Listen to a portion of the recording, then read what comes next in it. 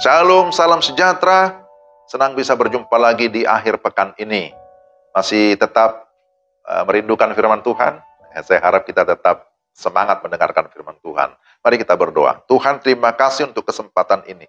Kami mau merenungkan firman-Mu, pimpin dan sertai kami, terangi hati kami, beri damai sejahtera dalam nama Yesus. Amin.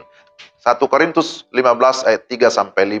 Sebab yang sangat penting telah kusampaikan kepadamu, yaitu apa yang telah kuterima sendiri, ialah bahwa Kristus telah mati karena dosa-dosa kita sesuai dengan kitab suci, bahwa Ia telah dikuburkan, dan bahwa Ia telah dibangkitkan pada hari yang ketiga sesuai dengan kitab suci, bahwa Ia telah menampakkan diri kepada Kefas dan kemudian kepada ke-12 muridnya. Demikian 1 Korintus 15 ayat 3-5.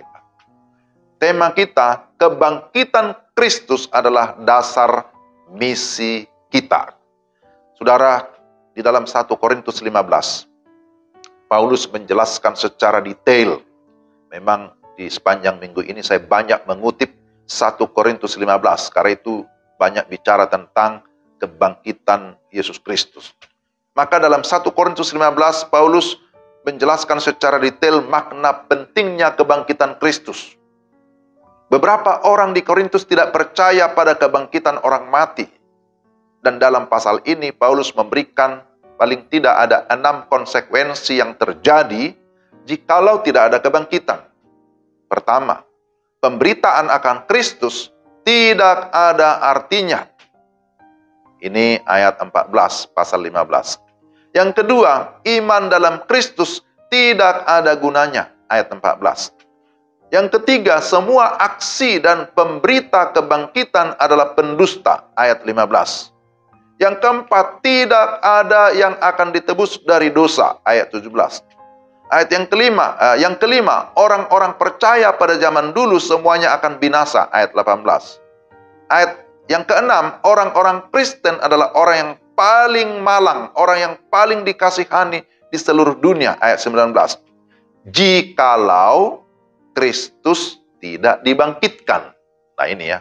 Jadi itu sebabnya kebangkitan Kristus itu menjadi hal yang sangat-sangat esensi, yang sangat mendasar.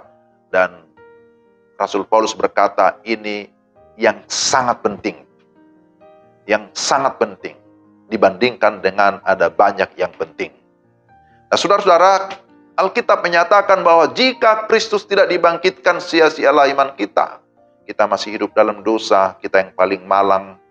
Dan ayat ini memberikan kita konfirmasi bahwa memang kebangkitan Kristus itu menjadi dasar bagi kita untuk beriman, dasar bagi kita untuk berharap akan adanya kepastian hidup yang kekal.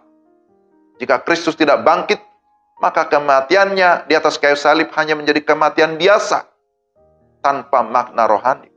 Jemaat Korintus diingatkan tentang hal yang sangat penting ini, bahwa kematian dan kebangkitan Kristus itu adalah satu paket yang menjadi dasar keyakinan, dasar iman, dasar kepastian keselamatan. Kita bisa punya banyak pengetahuan, kekayaan rohani, pengalaman pelayanan, tetapi tanpa iman kepada Kristus yang bangkit, maka dikatakan semuanya itu menjadi sia-sia. Jadi perlu diperhatikan bahwa pengutusan atau amanat agung yang kita sebut sebagai misi itu lahir dari kebangkitan Yesus, yaitu dengan mengutus murid-murid pergi memberitakan Injil dan menjadikan semua bangsa murid Kristus. Matius 28 ayat 19-20 yang sering disebut sebagai amanat agung. Amanat agung yaitu pemberitaan Injil itu diberikan oleh Yesus setelah kebangkitannya. Inilah misi kita yang disebut sebagai misi yang sentrifugal.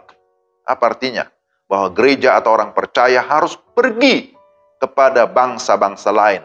Berbeda dalam masa perjanjian lama yang disebut sebagai misi sentripetal, yaitu bangsa-bangsa yang datang ke Yerusalem, bangsa-bangsa yang datang ke Bait Allah. Tetapi sekarang gereja yang harus pergi kepada bangsa-bangsa lain.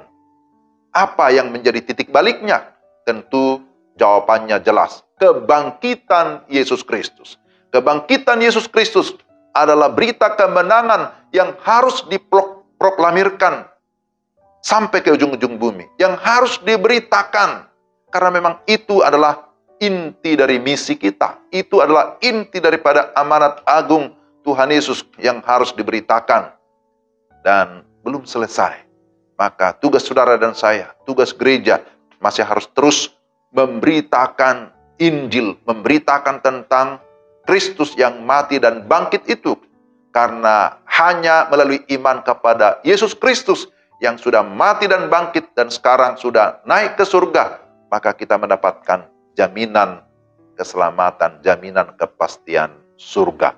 Maka mari kita tetap berjanji, kita tetap mau setia mengikut Tuhan, dan kita mau dipakai oleh Tuhan untuk menjadi alatnya, untuk menjadi utusannya di tengah-tengah dunia ini, memberitakan Injil yang murni.